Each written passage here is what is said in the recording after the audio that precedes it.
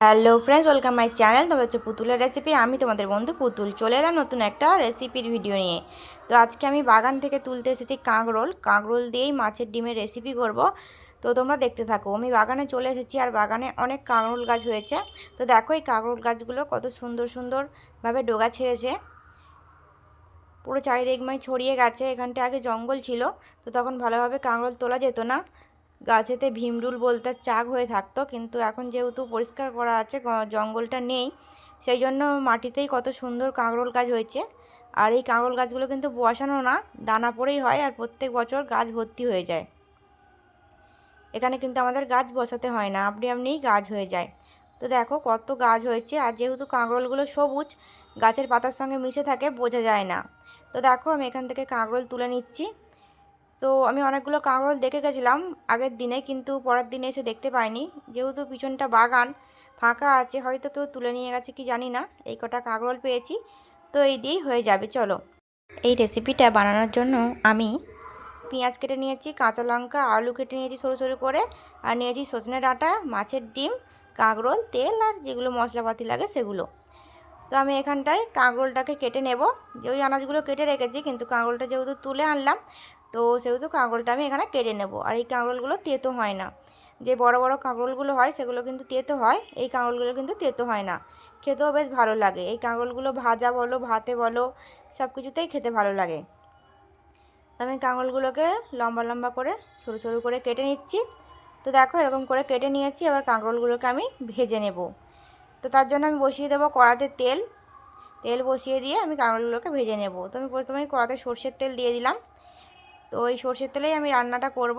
তেলটা একটুখানি গরম হবে, তারপরে আমি এখানে কাঁকরোলগুলো দেব।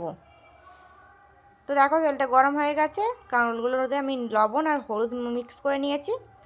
তো অল্প করে হলুদ আর লবণ মাখিয়ে নিচ্ছি, দিয়ে এই কাঁকরোলগুলো ভেজে নেব। মাছের ডিমের মধ্যেও আমি লবণ আর হলুদ মিক্স করে রেখেছি, ভালো করে চটকে নিয়েছি মাছের ডিমটা। না হলে মাছের ডিমে যদি ছালটা থেকে যায়, তাহলে ছালটার সামনে যদি ডিমটা আমি দিই কড়াতে, ভীষণ ফাটবে। সেই জন্য আমি ভালো করে হাত দিয়ে মিক্স করে নিয়েছি। দেখো মাছের ডিমে লবণ আর হলুদটা মাখিয়ে নিয়েছি, আর ছালটাও যাতে না থাকে সেরকমভাবে ডিমটাকে ভালো করে মাখিয়ে নিলাম। তো তারপরে দেখো কড়াতে তেল গরম হয়ে গেছে, আমি এখানে কাঁকরোলগুলো দিয়ে ভেজে নিচ্ছি। তো কাঁকরোলগুলোকে আমি দিয়ে দিলাম, এবার একটু ভাজা ভাজা করে নেব। এই রেসিপিটা খুব সুন্দর হয়, যেহেতু তেতো নয়, খেতেও বেশ ভালো লাগে, বাচ্চারাও খেতে খুব পছন্দ করে। আর গাছের কাঁকরোল তো ওদের টেস্টই আলাদা। যেসব জিনিস সার খোল ছাড়া হয় সেসব জিনিসের কিন্তু টেস্টই আলাদাই থাকে। তো দেখো কাঁকরোলগুলো আমার ভাজা ভাজা হয়ে গেছে, এবার কাঁকরোলগুলোকে আমি তুলে নিচ্ছি। তোমরা চাইলে আলুর সাথেও ভেজে নিতে পারো, কিন্তু আমি এটা আগে ভেজে তুলে নিচ্ছি। তো দেখো সমস্ত কাঁকরোলটা আমি ভেজে তুলে নিলাম। এবার ফোড়নেতে আমি শুধু 5 ফোড়ন দেব। অল্প একটু 5 ফোড়ন দিয়ে আমি কেটে রাখা সবজিগুলোকে দিয়ে দেব। তো দেখো 5 ফোড়নটা একটু ভাজা ভাজা হয়ে গেছে, এর মধ্যে আমি দিয়ে দিলাম কাঁচা লঙ্কা, পেঁয়াজ, আলু আর ডাঁটাটা।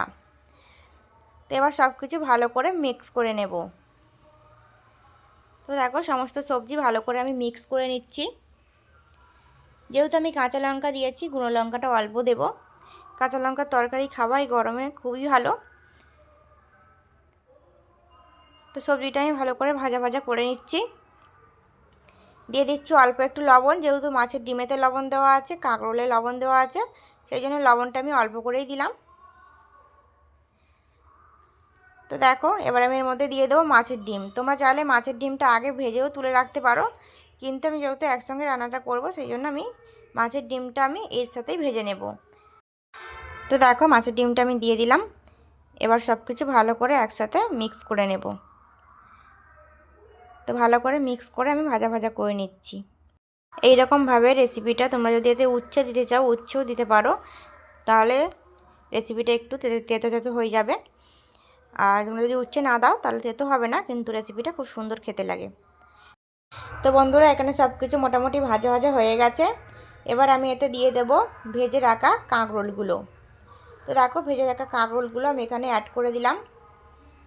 যেহেতু লবণ আমি আগেই দিয়েছি, এবার আমি এতে দিয়ে দেবো অল্প পরিমাণে হলুদ গুঁড়ো। তো দেখো অল্প একটু হলুদ গুঁড়ো দিলাম, যেহেতু কাঁকরোলে হলুদ দেওয়া আছে, ডিমেতেও হলুদ দেওয়া ছিল, সেই জন্য আমি সব কিছু অল্প অল্প করে দিচ্ছি। তো দেখো হলুদ গুঁড়ো অল্প দিয়ে দিয়েছি আর অল্প পরিমাণে লঙ্কার গুঁড়ো দিয়েছি, যেহেতু কাঁচা লঙ্কা দিয়েছি অনেকগুলো, সেই জন্য আমি অল্প পরিমাণে লঙ্কার গুঁড়ো দিয়েছি। তো ভালো করে এবার সব কিছুকে মিক্স করে নিতে হবে। তো আমি ভালো করে সব কিছুকে মিক্স করে নেব। এতে আমি অল্প পরিমাণে জল দেব, যেহেতু সব কিছুই সেদ্ধ হয়ে আছে, মানে ভাজা ভাজা, সেই জন্য প্রথমে আমি একটুখানি জল দিয়ে মশলাটাকে ভালো করে মিশিয়ে নেব, তারপরে আর একটু জল দেব। তো দেখো অল্প করে জল দিয়ে ভালো করে সব মশলাটাকে মিক্স করে নিচ্ছি। এরপরে আমি এখানটায় জল অ্যাড করব। আলু আর ডাঁটাটা সিদ্ধ হবে সেই রকম জলটা অ্যাড করলেই হয়ে যাবে। তো দেখো আমি জল অ্যাড করে দিলাম। আমি অল্প পরিমাণে জল অ্যাড করলাম দেখে, তো তরকারি অনুযায়ী আমি জলটা অ্যাড করলাম। তো বন্ধুরা, আমাদের এখানে আজকে হরিনাম আছে, তাই মাইক বাজছে, সাউন্ড আসছে, তো তোমরা একটু অ্যাডজাস্ট করে নিও প্লিজ।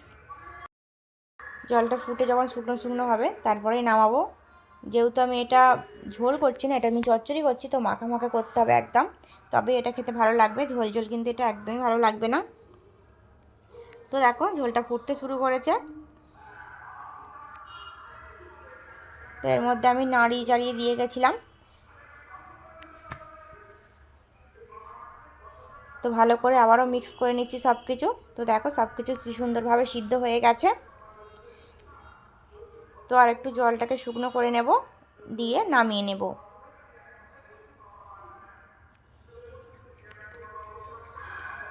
তো দেখো কত সুন্দর হয়েছে।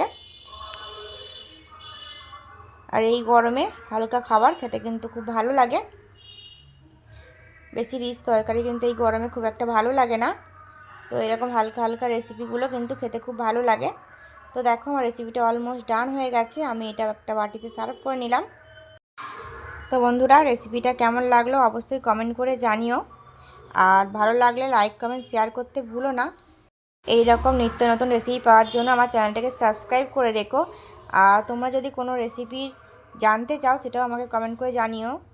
তো তোমাদের কথা মতন সেই রেসিপিটা আমি দেওয়ার চেষ্টা করব। তো দেখো কত সুন্দর হয়েছে। তো চলো আজকের মতন রেসিপিটা এই পর্যন্তই। ভালো লাগলে লাইক কমেন্ট শেয়ার করে দিও। দেখা হচ্ছে নতুন কোনো রেসিপির ভিডিওর সাথে। ততক্ষণ সবাই ভালো থেকো, সুস্থ থেকো, নিজের পরিবারের খেয়াল রেখো। Thanks for watching.